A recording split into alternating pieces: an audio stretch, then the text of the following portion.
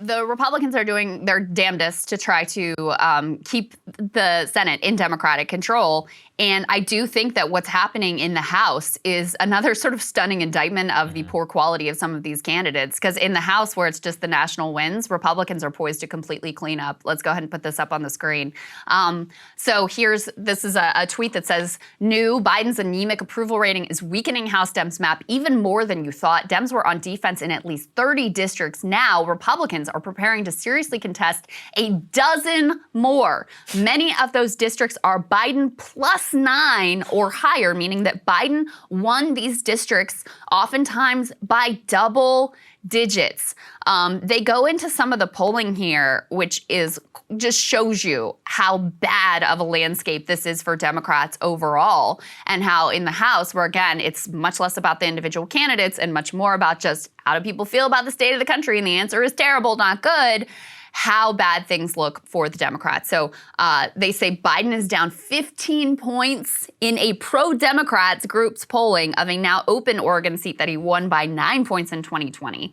He's down 16 points in a New Hampshire district that he had won by 9 points. He's down 17 points in a recent Republican survey of a Minnesota seat that he carried by 7 points 4 years ago. So you're talking about massive, 30-point shifts towards Republicans that are putting seats into play that in their wildest dreams they wouldn't have thought would be feasible for them to win in this climate. So it really is starting to be a story of two houses. Now listen, I think you would still say Republicans are narrowly favored to win the Senate as well.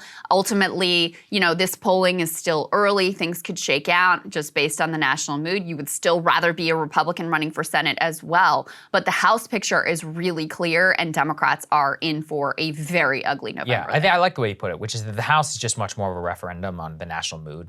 House races never get the amount of interest that these Senate races are. And they're more dynamic, it's more expensive. Your candidate quality probably matters the most at the Senate level of any of the national elections. So gubernatorial and House, gubernatorial, more so like the Senate, but House is just complete wins. And with this, the fact that they're contesting in Biden +9 districts, at the same time, I think we should just be careful, because what we've been talking about are these wild swings in the Democrat generic ballot, like what we saw after Roe versus Wade. To the extent that the House Dems have any chance, it's in those states trying to run on that, trying to activate some sort of committed base in order to actually overcome the enthusiasm gap, because that's just where the Republicans are cleaning up, not just on the generic ballot, but their base is ready to come out and vote against Biden. Independents are fed up, disgusted with Biden, disgusted with the lack of action. They have to be able to make some sort of affirmative case the way they were in 2018. Suburban women, the people who had showed up in the past, who hated Donald Trump,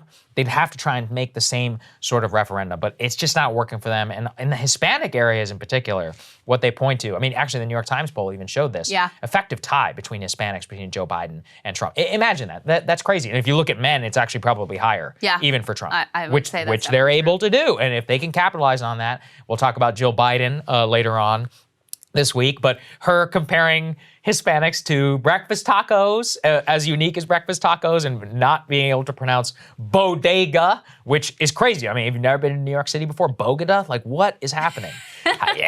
Listen, we could spend all day on that clip, but it's a big problem going into the House. And Pelosi's day, she already knows her days are numbered. I really don't know how they're going to handle Dem leadership next year, because they're going to have a real Democratic leader who needs to make a case for why they should be speaker.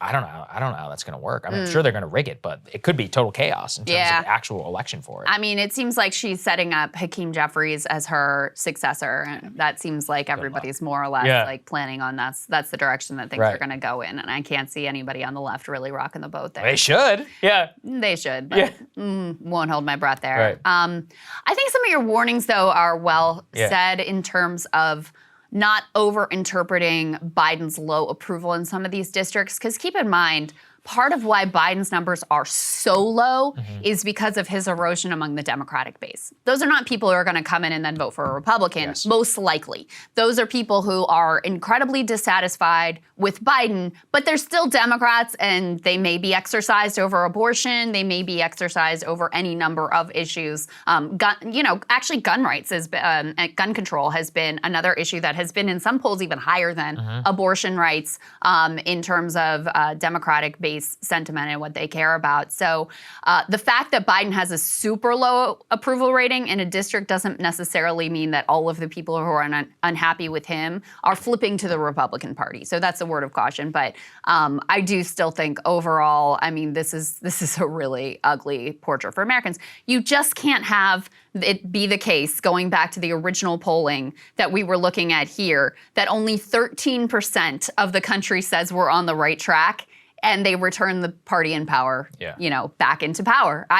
That's not a universe that is likely to occur. That is an extraordinarily unlikely state of affairs. So I think it is a real commentary on some of the extraordinary weakness of the Republican candidates that any of these Senate seats are even in play. And I think the size of the gap at the House level really shows you just, how poorly they're doing by comparison at the Senate level, because I do think, Republicans are in position to have an actually historic year in terms of winning seats at the House level if things do not shift. Yeah, agreed. Cable news is ripping us apart, dividing the country, making it impossible to function as a society, and making it impossible to know just what is true and what is false.